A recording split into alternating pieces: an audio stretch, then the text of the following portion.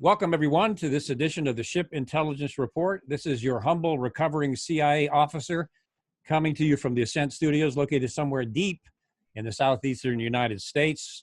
We're in the middle of a huge storm here with 50, 60-mile-an-hour winds. So if you hear something pounding against the studio, that's what that is. And I'm privileged to introduce my guest today, Patrick Wood. He's the author of 3 books, Technocracy, The Hard Road to the World Order, Technocracy Rising, and Trilaterals Over Washington. Now, these books, at least in my humble opinion, these are must-reads. If you want to understand how technology is playing into globalism and the international economic world order, they kind of changed that term to try to divert people. But if you want to know about that and the role technology plays, you need to read these books, because what's unfolding right before our eyes right now regarding technology and globalism is a little scary. So I'll be talking to Patrick, and let me give you a little bit of background on him, which is pretty impressive. Patrick is a leading and critical expert on sustainable development, which I like personally. The green economy, Agenda 21. Many of you know about Agenda 21. Patrick's an expert on that. 2030 Agenda and Historic Technocracy. He's the author of Technocracy Rising, which I mentioned, the Trojan Horse of Global Transformation, and the other 2 books that I talked about. He remains a leading expert on the elitist Trilateral Commission. Some of you have heard me talk about that. And if you follow my Twitter account, you know that I post Patrick's articles quite regularly, because they're vetted, they're good, they're well written, and they're cutting edge. We'll talk about that. I'll give those links to everybody later. Patrick is an economist by education, a financial analyst, and writer by profession. At the American Constitutionalist, an American Constitutionalist by choice, like most of the rest of us. He maintains a biblical worldview, which I do also, and has a deep historical insight into the modern attacks on sovereignty, property rights, and personal freedom. Such attacks are epitomized by the implementation of UN policies such as, we mentioned, Agenda 21, sustainable development, smart growth, and in education, the widespread adoption of Common Core state standards. Some of you just came out of your chair on that one. So that's important stuff. Of course, Patrick's a frequent speaker and a guest on radio shows around the nation.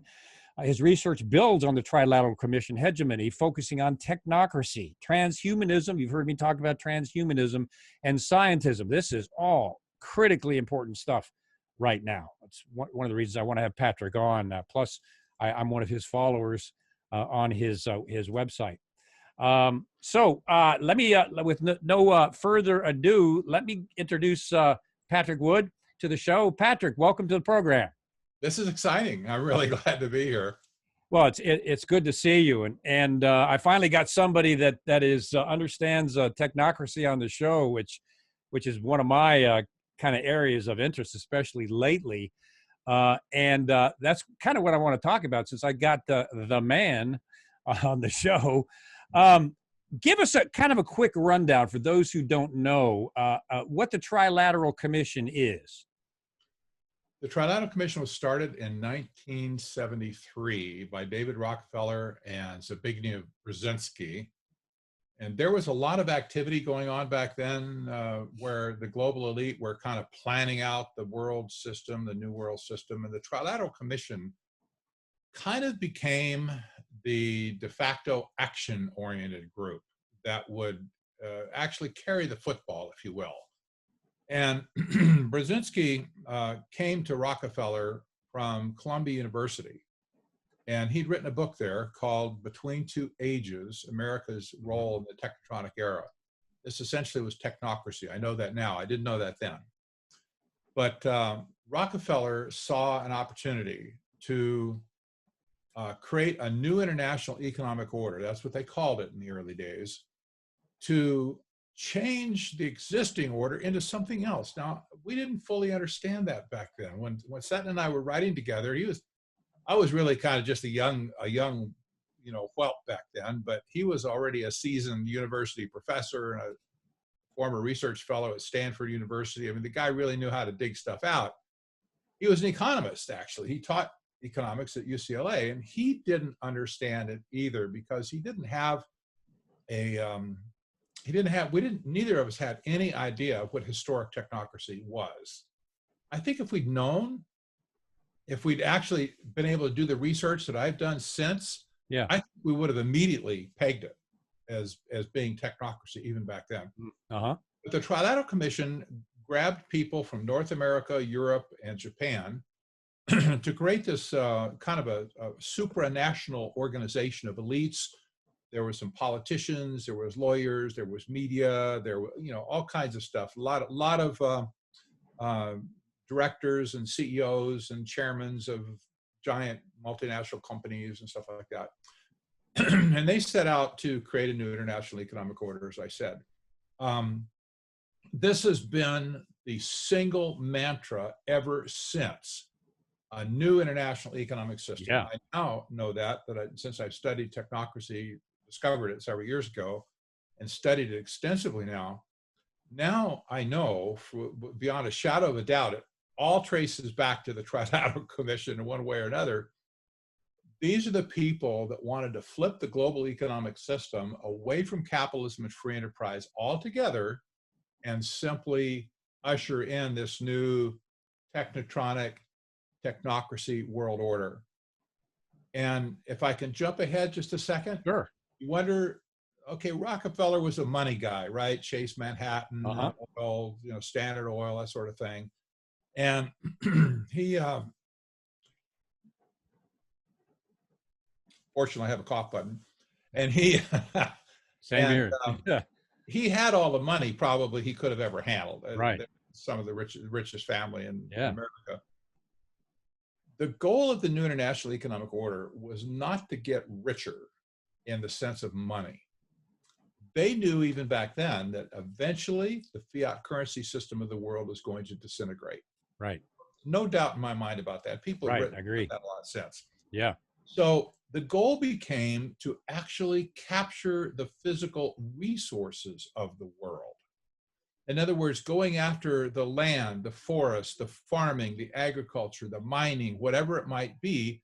All wealth historically has come out of the ground, the land. And of course, now the oceans too, though. A lot of wealth in the oceans. Yeah. So the goal became ultimately what we know as sustainable development with the United Nations. I've talked about how it got that far, but the goal was to create a kind of a global common trust for the resources of the world, put as much as they could get into it, take away everything that they could possibly take away from the nation states of the world and from private individuals of the world, and stuff it into a global common trust where they would administrate it, and they would be the ones that got benefit of actually getting licenses for the resources to turn around and make stuff. Mm-hmm. This is like a 007 movie plot. Yeah. Which happened to involve my former agency also. But anyway, go ahead. Well, I remember the Bond movie called Goldfinger. Mm-hmm. And at first, I could still remember this feeling. I never figured out what Goldfinger was going to do until he basically said why he was going to plant the atomic bomb or a nuclear weapon inside of Fort Knox. Mm-hmm. It was to irradiate the gold in there so nobody would touch it. It's just simply to take it off the market. Right. It was genius. And then all the gold he had owned and bought in the private market would just go skyrocket, and he would be the richest man on planet Earth. There's some sort of a parallel here with what Rockefeller figured out. If I could take enough resources out of the world and make them extremely valuable, and if I'm controlling them, then I will have perpetual wealth forever. And it doesn't matter what the monetary system is that's in place. Yeah. Yeah. Wow. We'll have it all. Yeah. That makes. Yeah. And of course, they tried to divert, the old term New World Order, conspiracy theory, blah, blah, blah, blah. No, it's not. As a matter of fact, I think it was Susan Rice under Barack Obama that called it the New International Order. Once again, trying to throw people off the scent, of the New World Order, the new economic world order, which it's going to be is economic. But, well, let me ask you as you're talking, because it just kind of sparked a thought here. How about COVID-19 and its role with the globalists lately? And they seem to be seizing on that opportunity. It's like their dream come true in terms of control. What do you think about that? Well, yeah, this is jumping far forward. I know we're going to go back and fill in some of the pieces on Sure, it, but you bet. when I discovered as I was doing research on this, because I'm skeptical of everything anymore. I don't believe anything Yeah, anybody says. yeah, Sometimes I wake up in the morning and think I better check what I believe yeah, because I'm not sure about me. yeah, yeah, But yeah. yeah, I I did a little. I'm the perfect intelligence guy, right? I don't believe nothing.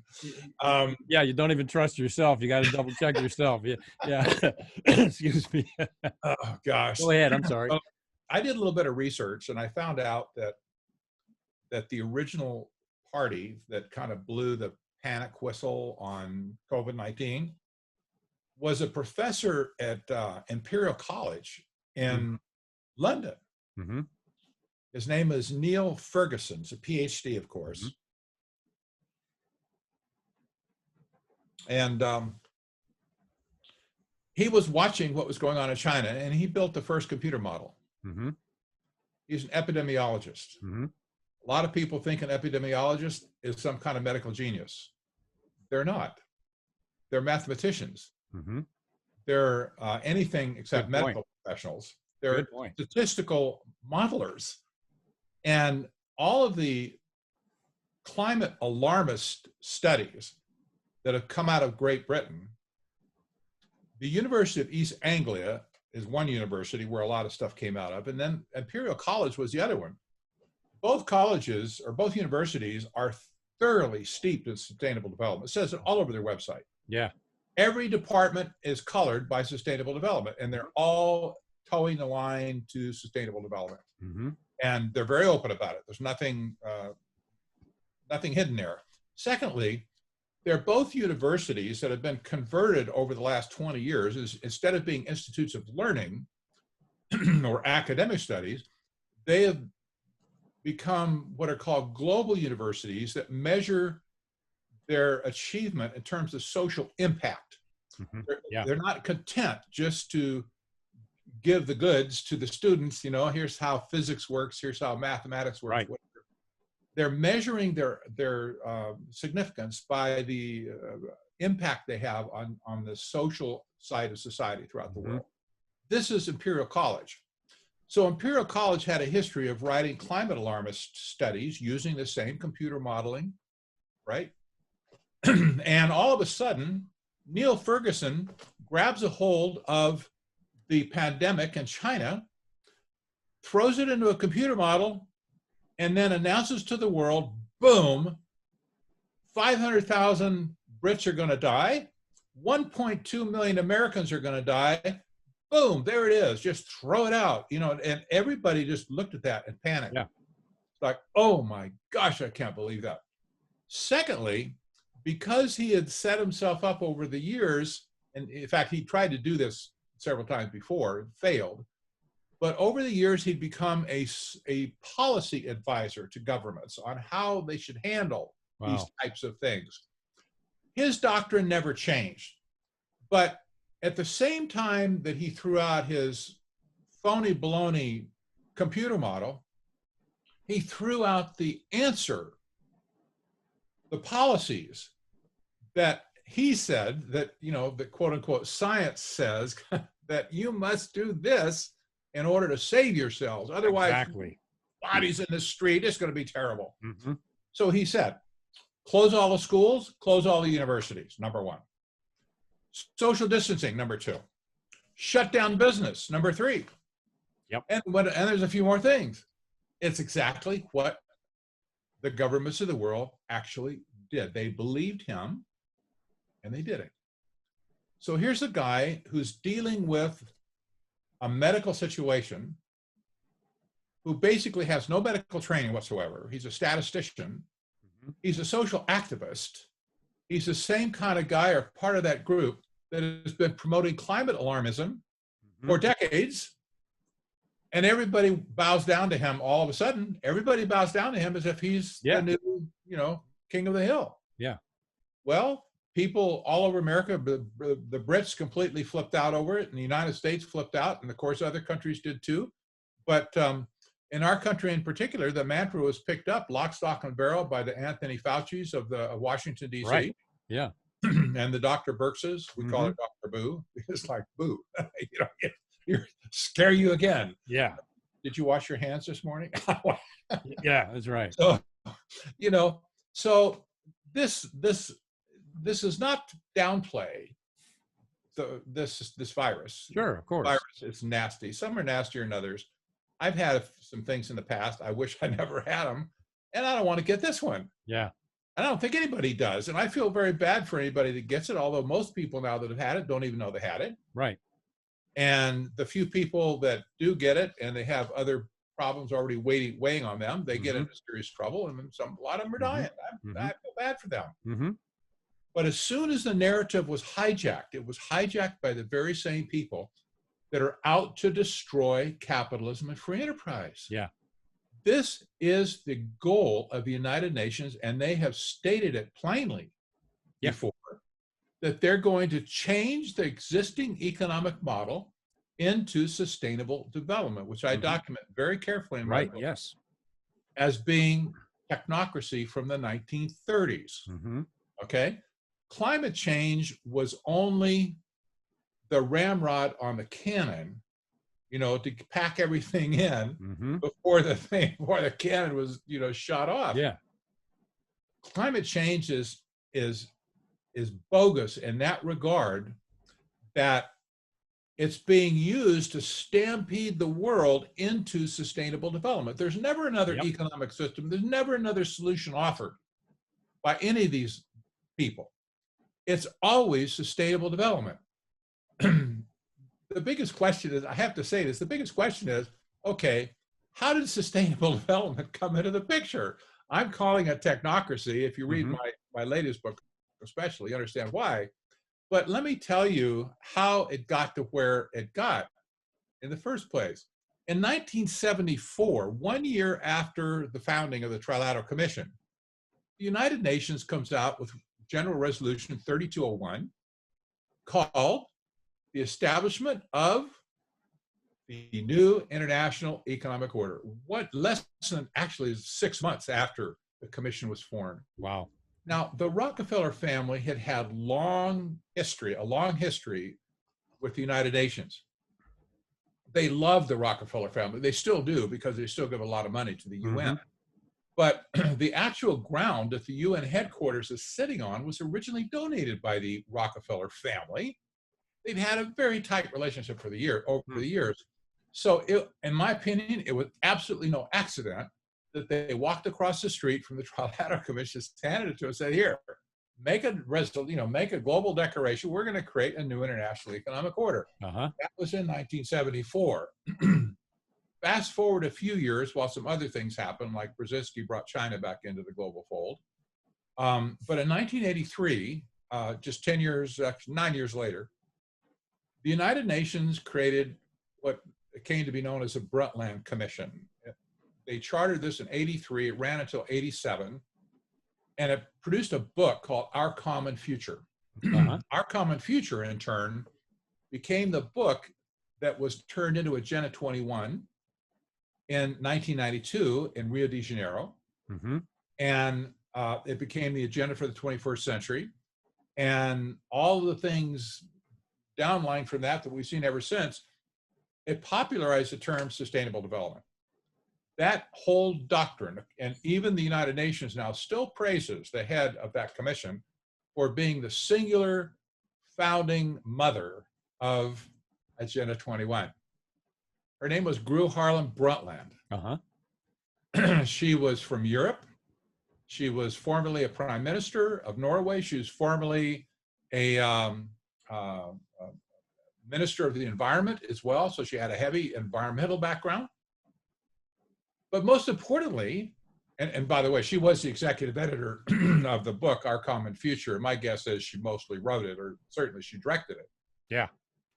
But most importantly, Gro Harlem Brundtland was a member, and still is, of the Trilateral Commission. Goodness. You can't make this up. Yeah. Yeah. Good. So the question has to be asked, was she writing this policy for the good of the world, for the benefit of humanity? Or was she writing it as policy for and from the Trilateral Commission, which said on day one back in 1973 that they're going to create a new international economic order? And here she comes along and says, here's the cake, you can eat it too. It became Agenda 21. Sustainable development became a thing, a resource-based economic system. Same thing as technocracy was from the 1930s. Mm-hmm. And then the United Nations ran with that and is still running with it to this day. They also conceived back then in that day that global warming would be the panic, the fear-mongering tactic that would be used to scare people into their new system. Uh-huh. Yep. They knew they couldn't pull them in with a positive pull, but they would need to be pushed as perhaps more than just, enticed to participate. So here we stand today dealing with COVID-19, and okay, back to that again. Who started the narrative that we're all going to die? I immediately thought of Al Gore. Uh-huh. I'm sorry. Yeah. I thought of Al Gore. Sure. The seas are going to rise. We got 10 years left. Yep. Well, Greta Thunberg too. Well, climate extinction too. We're all going to die. 12 years, we're gone. Yeah. We're gone. We got to do this. The planet's going to burn up. It's going to eject us off into outer space, and we're going to be, oh my gosh.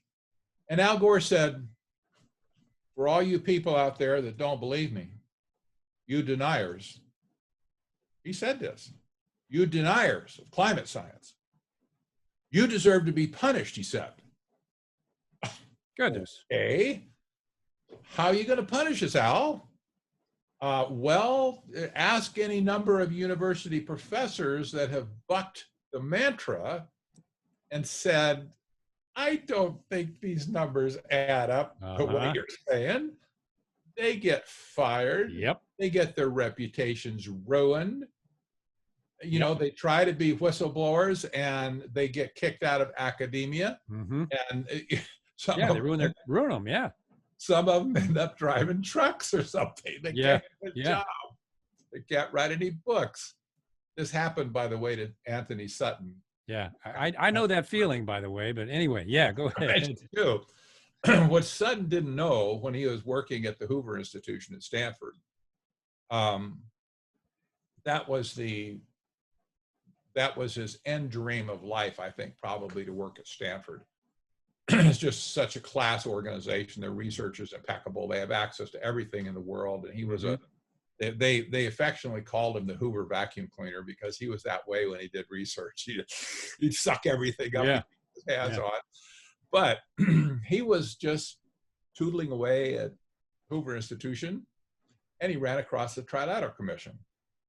His whole antennas went up, and so he starts gathering stuff in, resources from here, there, and whatever, and he starts reading about this, and he says, there's something really funny going on here.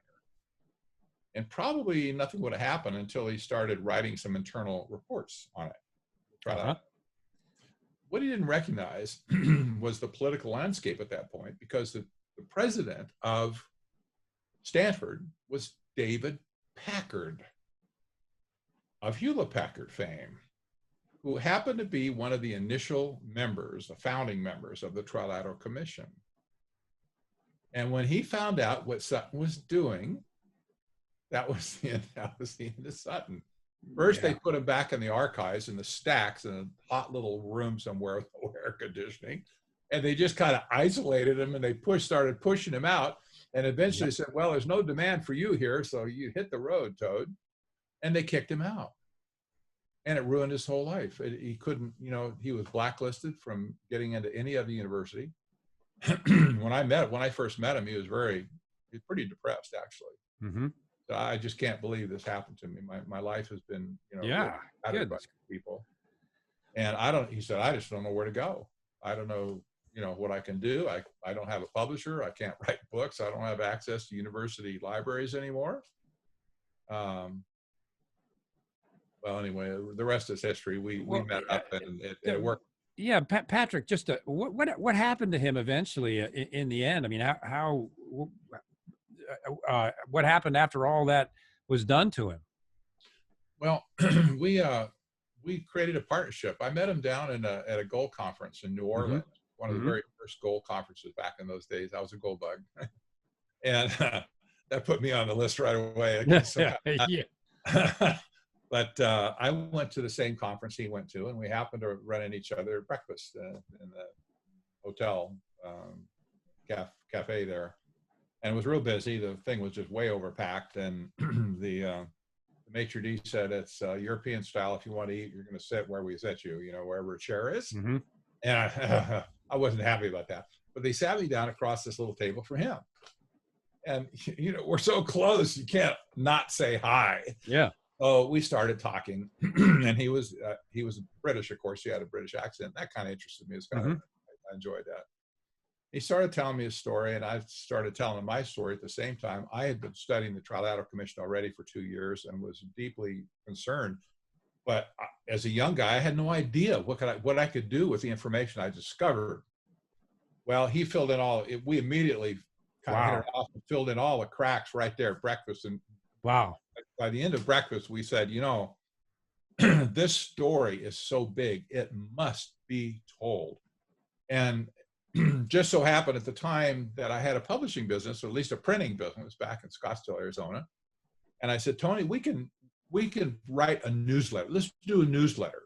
We'll call it Trilateral Observer, and we'll do a newsletter, a monthly publication. I'll print it. We'll get email, not email. We'll get, snail mail, direct mail packages, whatever. We'll start sending them out, and we'll see if we can get some subscribers to pay for it. And we did. And we got, quite a few subscribers around the country. And then as we got enough newsletters under our belt, we said, all right, let's turn this into a book. We can print a book now. And so that became the first iteration of Trilaterals over Washington. And we did 2 volumes. Wow. And almost like a divine appointment. Yeah. Go ahead. Well, it really was. I look back at that time. It was so unlikely to meet somebody at this gold conference like this. It was just blew my mind. Yeah. I look back at it, especially today, and I would not be here even talking to you were it not for meeting Anthony Sutton and at that gold conference in this crowded restaurant, which is just mayhem. And I was so hungry, I was just faint almost. I had to eat, and otherwise, I hate to meet people in the morning I don't know. Yeah. It's me, know. Yeah. But we had a really good working relationship for some time, and that carried us through the early 1980s. And after that, after Reagan got elected, there wasn't much point of anything because the world figured Ronnie's here, and we're all saved, and everybody quit buying books. They quit listening to us, and they figured all was good except that George Bush was on he was a member of the Trilateral Commission. Yeah. And amongst other things, yeah. They should have kept listening to us. And but they didn't. So Tony went his way and I went mine. And Tony ended up writing a few more books after that. His original research was greatly hampered because he didn't have the professional resources. And eventually he passed in ignominy in Sparks, Nevada, of all places. Wow. Not much of a place to die. Yeah. Wow. But he pretty much he died broke, penniless, and another one of those marginalized, unsung heroes of which we've seen way too many. I know. Yeah. So anyway, Tony touched a lot of people along the way, but the end of his life was worse than the beginning.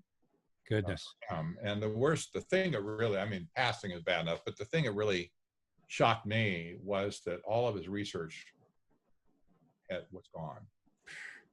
Goodness gracious. He was so protective of his research that he once let me go up into his attic at his house in Aptos, California. And the attic was a full footprint attic. It was huge. He let me see his research that he had up there. Boxes. I'm just talking layers of boxes. I don't know why his ceiling didn't fall in, but all these boxes of research. He said, "This is my life work. This is everything I've done from the time I got out of university." And as he moved around towards the end of his life, he put all of his research boxes in mini storage. And what happened? What after you put it in mini storage? What happened to all his stuff, all his documents? Oh, he forgot to pay or couldn't pay the rent. Oh no! They threw him out. Went to the dump. Oh gosh! Oh, I know. God! What a shame! That happened twice. Oh gosh! And what was left was not enough to put into a single 4-drawer file cabinet. Well, and it sounds like, and I want to get you back on track. I'm sorry I got you a little off track there, but so you picked up the torch. Sounds like, whether you like it or not, to sound this trumpet. I had all of the duplicate research from our days. Uh-huh. It didn't exist anywhere anymore in time and space. I had it, and what I didn't have physically, I had up here, because I was there and an eyewitness to it. Yeah. So the pressure mounted on me very quickly. And I came back to the same place that I was with when I first met Tony. This story is so big, it must be told. Period. And that's where I am today. Yeah. I still feel the same way. This story of technocracy is so big, it must be told, even though I have to say a lot of people aren't listening. A lot of people argue with me on why it's not that and this, that, and the other. I just don't care. I'm so singularly focused on one thing right now. It's been the whole life story from day one. The clear and present danger in my mind at this point is technocracy. Yeah. There is another layer of actors that are operating on the global stage that nobody has paid attention to for decades. And that means that they have had free reign in spite of Republican, Democrat, liberal, left, right, doesn't matter. They have operated above the clouds while everybody else down on earth, whatever, has done their thing. And they have advanced their agenda to the point now where it covers the entire planet. Every nation of the world has been infected with sustainable development. Every nation, every city, every little town has been blanketed with sustainable development garbage. Where did this come from? Well, I'm sorry. It comes from originally from the Trilateral Commission. Yeah. They fed it to the United Nations, and they've been shepherding it along ever since through the auspices of the United Nations. And if somebody was to go back and kind of, look around that 1970, 1968, 1975 era, they would find other organizations that were tightly knitted in with this. You'd find the Bilderberg Group, for instance. Rockefeller got mental assent to start the Trilateral Commission from the 1972 Bilderberg meeting. He took Brzezinski hand in hand. They went there. They plopped out the idea to the group. The group said, "Sounds good to us. Go for it, Rocky." And he came back and did. Then there was the Club of Rome. The Club of Rome was an overlap, and amongst membership at least, with the Trilateral Commission. The Club of Rome was also started at one of the private residences of Rockefeller in Italy. So, there was all this kind of overlap, all these people. So if you were to go back and look at books like Limits to Growth, for instance, that was originally produced by the Club of Rome, you'll find all of the doctrines that we're looking at today in sustainable development. It's all there, 100% of it. And so they all had, there was this mind melding thing going on back during that day. They were kind of crunching it out. And I know somebody, because I know you and I probably been in the same situation at some point. You can only talk about something so many times, so much. But if it's really a good idea, it comes down to the point, okay, will somebody please do something about this? And that's where they were. And that's when Rockefeller stood up and said, we will lead the charge with the Trilateral Commission to accomplish these goals. And that's what they've done. Yeah. It's no more complicated than that. And here we are today. Now, so the Trilateral Commission, how active is it today, right now?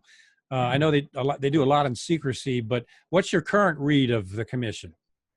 Well, they're very active. They still meet. They still have a membership that is very similar to a breakdown in terms of professions, very similar to what it was in 1973. There's a few members now, and they've expanded the geographic scope a little bit.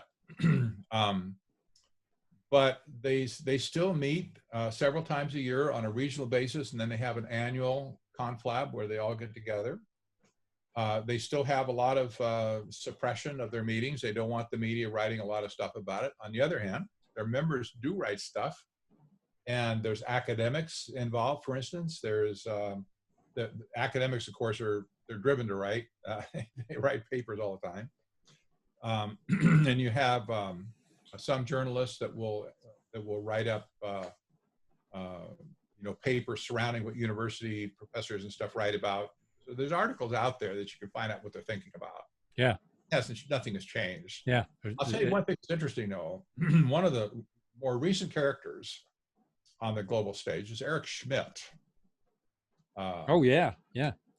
You know Eric Schmidt, right? Mm-hmm. First, president of Google. Mm-hmm. And then he's the president or chairman of Google. And then he was president, then chairman. Then he was chairman of Alphabet, the parent company. Mm-hmm. He's since pulled away from both. But along the way, somebody at the Trilateral Commission said, "Oh, we like that guy." And they went out and they tapped him. And now he's been a member of the Trilateral Commission for a few years. Yeah. Yeah. Not surprising. I also found out when I did a little digging that Jeffrey Epstein was a member of the Trilateral Commission. Amazing as that may sound. Yeah. Yes, he was. And bizarre. It is bizarre. And you look at people like Eric Schmidt now, who sits on he's chairman actually of the, the artificial intelligence task force that Trump put together. I can't think of the name of it right now. So it'll come to me. But he's chairman of this. Now he's in charge of artificial intelligence at the national level. He's driving the whole program across the country. Oh, that's scary. Yeah. And President Trump is just pouring money into it like there's we got to beat China on this, we got to be first. Yeah. And it's like, well, I'm not against being first, but I'm very cautious about giving the reins to Eric Schmidt, for Pete's sake, who coined the whole phrase originally, do no evil. Mm-hmm. They threw that out. And then he had a video that's been viral on the internet for some time now, talking about the creepy line that Google, they instruct their people, come right up to the creepy line, but don't cross it. But well, what's the creepy line? Yeah. Yeah. Who makes that line and who moves that line? And yeah. That's right. So now our artificial intelligence / surveillance network that's being modeled, created, whatever, by our own government is headed by one of the top technocrat moguls now of the world. Goodness. Well, and you may know this, I've done some shows on this, but the beginning origin of Google, they got seed and grant money from the CIA, and who helped them develop their original algorithms for Google. So, the government or the deep state and the Silicon Valley and others had their big toe in this thing from the very beginning. Yes, they did. You're absolutely right. So this whole thing goes back, it's such a big story and a big picture. Yeah. That everywhere you look for these little tentacles, you see little evidences and you follow them. And it's like, wow, I didn't know that. I mean, most people, for instance, are not aware of the seed money that Google originally got. Mm-hmm. Yeah. And never considered what kind of hooks they might have kept. Yeah. Along the way. Obviously now here's Schmidt now in charge of the whole artificial intelligence. Goodness. And not to digress too much, of course, Amazon now has a $600 million contract with the CIA for cloud computing and measuring future trends. And the whole thing is tied and linked together. And I'll tell you, just not to digress too much, but what the CIA does is, and they did this with Google from the beginning, Schmidt and others, is and they've done it with Amazon. They'll come to you with their big bag of money, which now their budget is secret, but it was just recently leaked that they're putting $10 billion into the new cloud contract. But anyway, so they come to people like Schmidt and Bezos and others, and they say, hey, we got this multi-billion-dollar contract. Having been a program manager, you jump on contracts, either that or you lose your job. You do it to survive or thrive. Anyway, so the CIA does it, and then they say, well, okay, before we get started, because this is a classified program in the cloud, we need you to sign these CIA secrecy agreements, and then we'll bring you in as a patriot doing service for your country. And so Schmidt, and I'm sure the rest of them, signed the CIA secrecy agreement, as Brin and others did in the beginning. And then after that, they can't talk to anybody about it, or they're against threat of criminal penalties, So all these guys know the origin of Google. They know AI, where it's going, about the CIA's cloud, and now the Department of Defense is getting one too. But they can't say anything about it.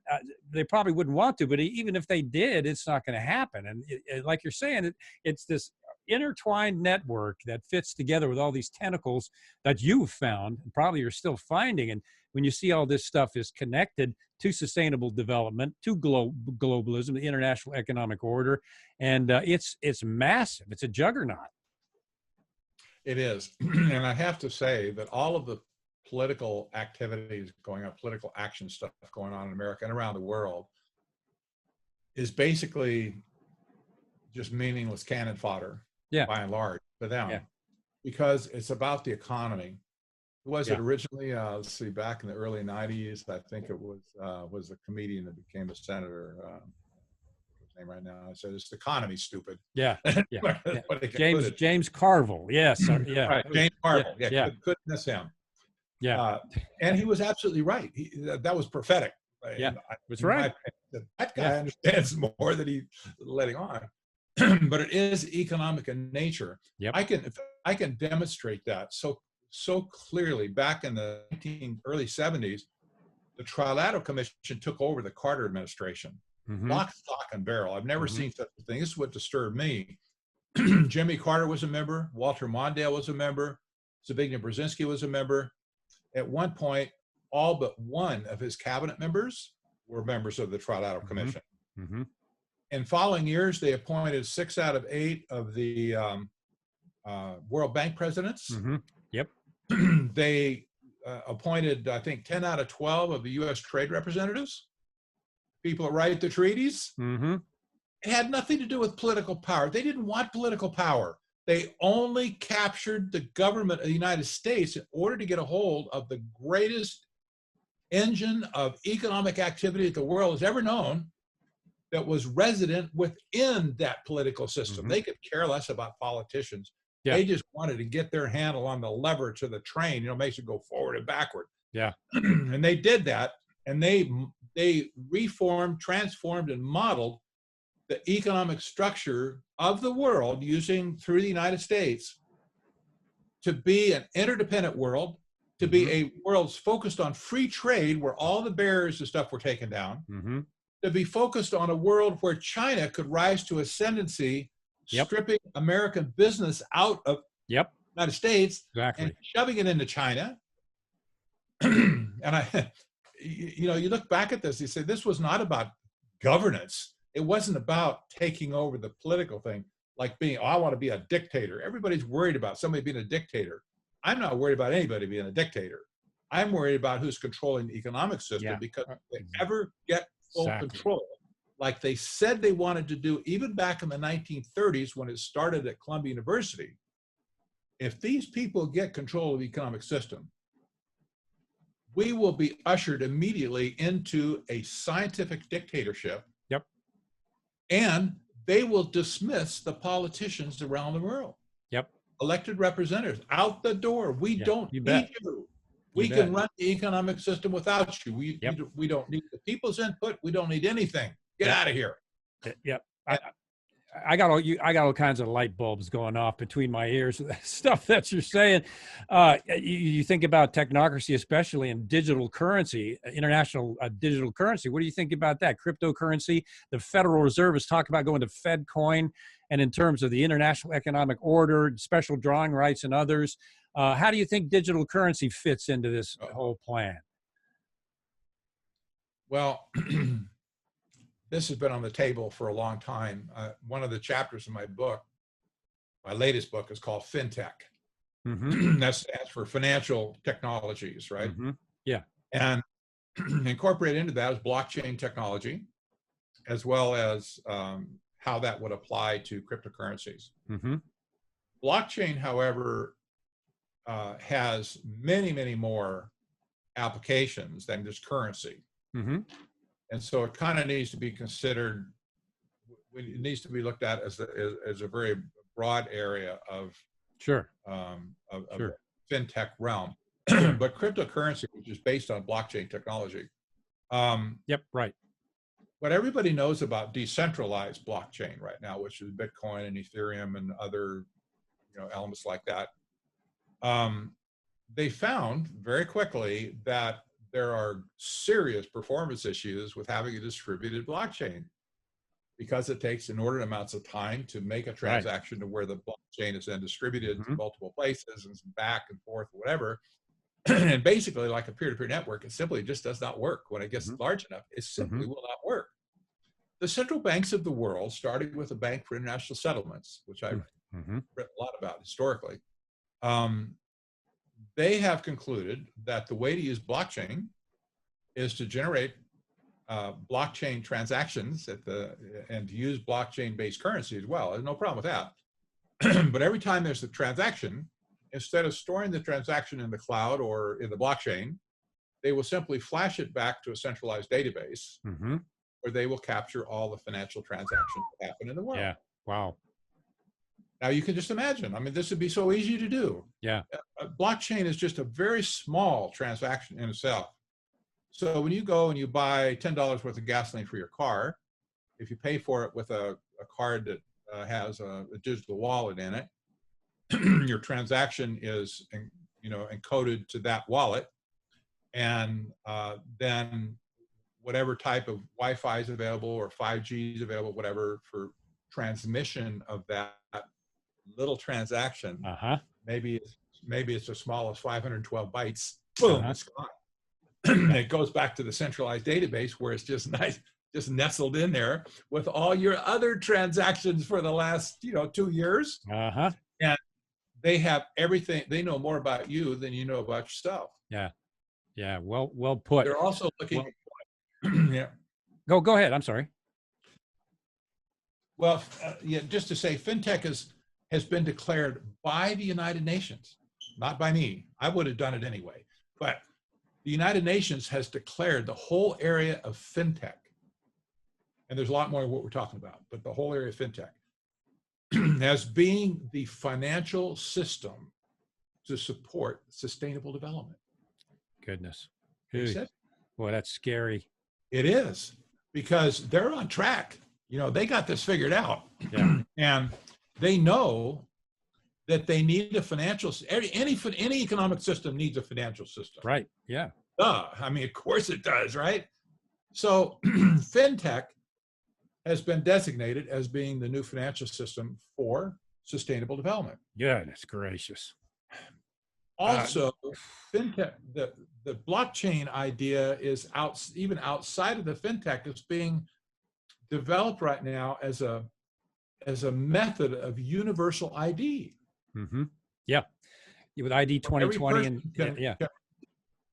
That's right. This is all based on blockchain. Yeah. Now, so you see the whole thing coming together. Yeah. And you put it so well, and it at least in my humble view, in terms of that centralized system, there's no stopping it. It's going to happen, and it's almost prophetic. People like you were warning, this is what's happening. This is where it's going. I agree with that. The digital economic system, currency is, a derivatives market in the United States is all digital now. But the centralized global digital economy is coming. And you and I didn't talk about what we're going to talk about beforehand. And I don't want to take away from your vast stores of knowledge above mine. But recently, what do you think about, there's a Microsoft patent that just came out connecting cryptocurrency to human biometric activity. Have you heard anything about that? I've seen it float by. I haven't done any Yeah. in-depth research on it. It doesn't surprise me. Yeah. I'm not going to, I probably won't get obsessed about that Yeah. until it really, we see some actual fruit from it. Yeah. But it makes perfect sense. Well, and it's, I mean, your view is a global one with the international economic order. Obviously, it hasn't even come close to that point yet. I've picked apart the patent in detail, and it's bizarre. Cryptocurrency tasking tied to people's neural brain waves, their body heat, their blood flow. I mean, they're serious. It's in their patent. Now, they haven't done it yet. It's just a patent application, So like you're saying, it hasn't gone anywhere from there. It hasn't got to the serious level yet. But I'm like you, I'm an information hound. As a matter of fact, my wife tells me I don't read any fiction. And she tells me that that's not healthy, Kevin. You need to kind of take a break every now. I haven't read fiction, and this is just my problem. And in 50 years, because I'm a data hound, I just drink up data constantly. So I'm researching all this stuff all the time, just because it's kind of how I'm wired. But so that what Microsoft has done there has not come out of the patent yet. And as you probably know, they just did an advertisement. Microsoft did for their virtual reality using Marina Abramovich. You probably heard of her, the lady that is the occult guru for Hollywood and some people in politics and does spirit cooking and all that crazy stuff. Microsoft actually used her in an ad, and they got such blowback that they pulled the ad. So I think Microsoft, obviously, we need to keep an eye on those rascals.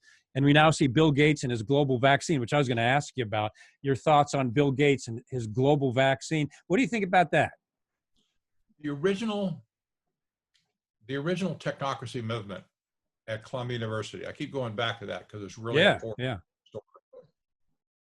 Yeah. They specified an economic system in which the people of that system would be considered as merely cogs in the machine. Mm-hmm. They were human capital. Mm-hmm. Well, that's even too high a view. They were simply just part of the machine, a necessary part of the machine to make any machine work. Mm-hmm. Like if you have a factory, you have belts and conveyors and whatever, things stamping and drilling, but you have to have some people in there too to make sure the oil can gets applied and whatever. Sure. So people are part of machinery, and that's the way they looked at it.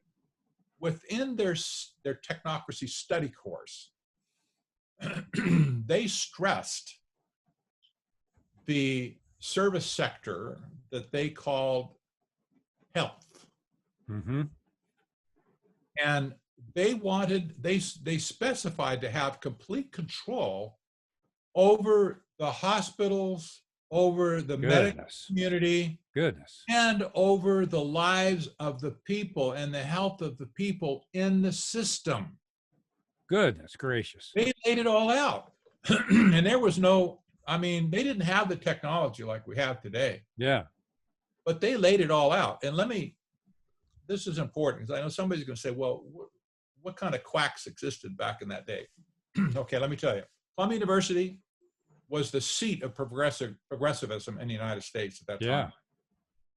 Nothing good ever came out of Columbia as far as it doesn't sound like it. But they only had one building, Hamilton Hall, in that day. They had a full footprint basement that was quite large that they used for temporary projects, they called it.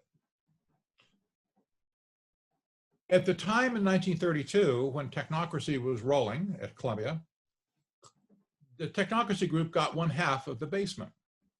Nice, huh? They gave it to them. They said, you can come, you work here. Our professors and engineers and science, they'll come down and they're going to help. They're going to be part of it. They're going to help you, blah, blah, blah, get all this stuff working. So the other half of the basement, and there's no walls down there, it's just a basement. The other half of the basement was occupied by the first iteration of IBM. Yeah, wow. That's where they built the first tabulator Goodness. that very quickly ended up, by the way, in Germany to do things like control train schedules and do statistical work on populations and stuff. Oh, don't get me started on that. Yeah. Yeah. But these scientists and engineers that were working on technocracy were rubbing shoulders with the visionaries of the century. The progressive vision. Yeah. Yep. Believe me, they didn't have the technology then, but I can guarantee you they're thinking forward-thinking people. We know where this is going, and we know what's going to exist down the road. We're writing the specifications now, and when the technology's there, we'll have it. Yeah. Yeah. And you're so right on target, and sadly, I think it's gonna happen just because of the size. They get control of the economy. Everybody's gonna march along like soldiers. They get control of the healthcare system. Okay, you take our algorithm, or you become a part of our system, or you don't get that surgery that you need. You talk about utter control of a population. Goodness. it's all by algorithm too. Yes. One of the great proponents of technocracy today and amongst the global elite is a scholar by the name of Parag Khanna. Mm-hmm. He's in Singapore, and he writes in one of his books called Technocracy that they're building the global system without a global leader. The idea being it's the system is globalization. Yeah. It's not a person, it's the system. Yeah. You see what's happening with social credit scoring in China, stuff like that? Yeah. Yeah. Where you have an app on your phone and it rates and ranks you, and if you're not allowed to go somewhere, a little red badge shows up on your phone. You can't get in there. Right. It's all done by algorithm. They don't need government politicians, whatever, to be in place where you go and fill out a form application. No, forget it. It's all automatic. It's all instant. And this is where the thing is headed in China. It's also where it's headed here, because we're racing ahead to leapfrog China and all that technology right now, thanks to the pandemic. Yeah. Every government agency in America wants local on up, wants to get involved with surveillance, thermal imaging, identification, facial identification to track offenders that don't stay in their homes when they should. Yep. It's like, wow, this is incredible. It would be very instructive to read the first 5 requirements that technocrats wrote down in 1932. Yeah. Just so you can appreciate the genius they had. Yeah. Evil genius, okay? I'm not in favor of any of this. Yeah. But engineers are good at this. You give an engineer a project, out comes a quadro paper, and they start writing down the requirements. Mm-hmm. And they interview you. Well, what are the requirements? What are you trying to achieve here? Right? Well, this is what we now. Oh, I get it now. This is what we need to do to get there. These are the project identification requirements, whatever. Yeah. They only wrote 7 requirements for the whole system. Only 7. Yeah. I'll read you the first 5. Yeah, go ahead. You'll get it. Number 1, register on a continuous 24-hour per day basis the total net conversion of energy. Number 1. Wow. Number 2, by means of the registration of energy converted and consumed, make possible a balanced load. Can you think smart grid? Mm-hmm. Yep. The little meters on the side of your home now. Yep. Smart Wi-Fi, city, smart grid. everything going out and in. They know everything about your energy consumption. Yep. Those were 2 very important things, because they understood economic activity does not happen without energy. Mm-hmm. They wanted to control energy. Mm-hmm. So they put that in, first 2 requirements. So listen, number 3, provide a continuous inventory of all production and consumption. All production and all consumption. Goodness. Continuous inventory, right? Number 4, these are related. Provide a specific registration of the type, kind, etc. of all goods and services where produced and where used. Goodness gracious. Whoa. We just talked about that. Yeah. Blockchain. Mm-hmm. Central bank. Mm-hmm. Flash the transactions back. Mm-hmm. Yep. Here's the 5th one. It's related. Provide specific registration of the consumption of each individual. Good. Plus a record and description of the individual. Goodness. Can you see where the CIA? Yeah, that's like freaky but real. Yeah. gosh. This is what they said must happen in order for technocracy to live. And now we're seeing it actually unfold. That's right, exactly right. Right in front This of is the new international economic order that David Rockefeller set out to produce in 1973. They've done it in spades through the United Nations and Sustainable Development, Agenda 21, 2030 Agenda, New Urban Agenda, Paris Climate Agreement, ad infinitum. And they railroaded this thing to every nation on earth. And now the whole world is deluded into thinking that's our only hope. Goodness. That's our only hope of survival. Incredible. Well, we're running out of time here, Patrick. You got 6 more hours? Sure. I'm only kidding. I mean, we scratched the surface on some really, really important stuff that's happening right now. So you're kind of prophetic in the regards of you started tracking this way back, and now, I mean, you got to kind of, it's like when I used to talk about the deep state and everybody was like, yeah, right. All of a sudden, boom, here it is. And you're back blowing the trumpet on the Trilateral Commission and Technocracy way back then, and boom, here it is. So we're wrapping it up. We're out of time here, but I want to thank you for coming on. And let me put up your contact information before we you and I sign off, just so people can see that real quick. Is that okay with you? Absolutely. All right, let me stick it up there and for everybody to see. Here we go. These are Patrick's contact sites, and Technocracy News. I recommend that big time. As a matter of fact, every time that comes out, Patrick, I check it out and read it because it's just good, well-vetted, technical, solid stuff. And if you want news that you can share in regards to what Patrick and I were just talking about, that's the place. And then if you would talk a little bit as we close, Patrick, your action site, citizensforfreespeech.org. What is that all about?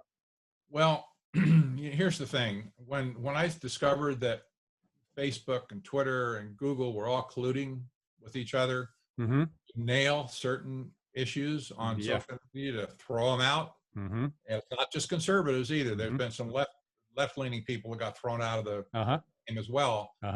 I knew we were in big trouble. This is a few years ago, and I started this nonprofit organization, Citizens for Free Speech, to defend and support the First Amendment.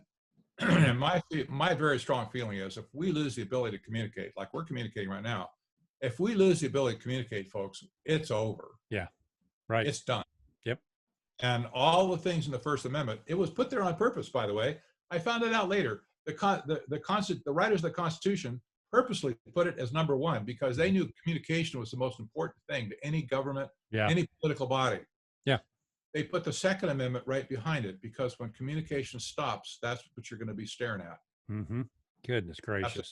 I know, and I'm not keen about that at all because I don't ever want to see Americans killing or harming other Americans. I just never. It's a horrible thought. Yeah. But if we can't communicate, that's what's going to happen. Yeah, and they have to get control of that if they're going to stop U.S. sovereignty and the freedom of U.S. citizens, big time. And of course, that's one of the progressive movement's big things is to change the Constitution and make it a living document, tied into what you're saying, going all the way back to the progressive nexus of this entire sustainable development thing. So, it's scary stuff. Well, this is, I know the viewers are really going to like this presentation because most of our audience is kind of dialed into this sort of thing and searching this out. So, Patrick, I appreciate you coming on so much. Like I said, I wish we had another 6 hours. Maybe we can have you back on and talk about some of the other volumes of information that and hope I can have you back on again. I'd love to. Anytime. You tell me.